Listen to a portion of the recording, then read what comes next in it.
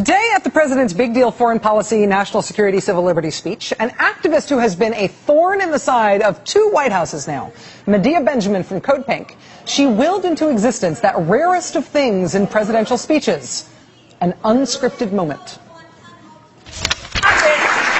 So today, once again, today, these desperate people. I'm about to address it, ma'am, but you got to let me speak. I'm about to address it. Commander-in-Chief. Let me address it. Close Guantanamo today. Why don't you let me address it, ma'am? Release those 86 prisoners. Why don't you sit down and I will tell you exactly what I'm going to do.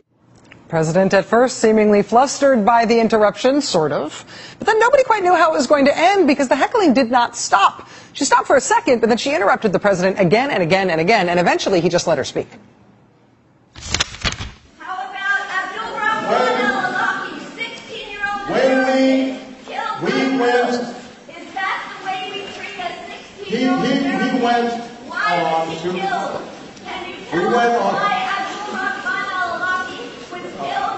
Can you tell Muslim people their lives are as precious as our lives? Can you take the drones out of the hands of the CIA?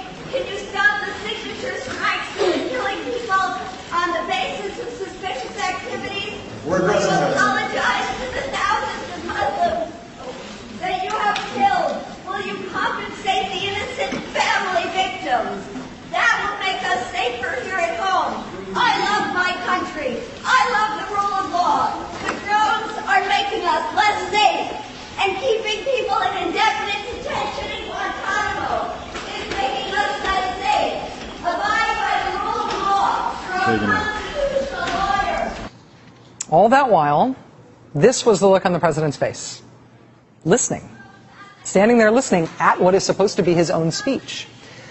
But the look of a maybe flustered president being heckled at extraordinary length. We're addressing that, ma'am. Eventually seemed to give way to something else. The voice of that woman is worth paying attention to. Obviously, I do not agree with much of what she said. And obviously she wasn't listening to me in much of what I said. But these are tough issues. And the suggestion that we can gloss over them is wrong.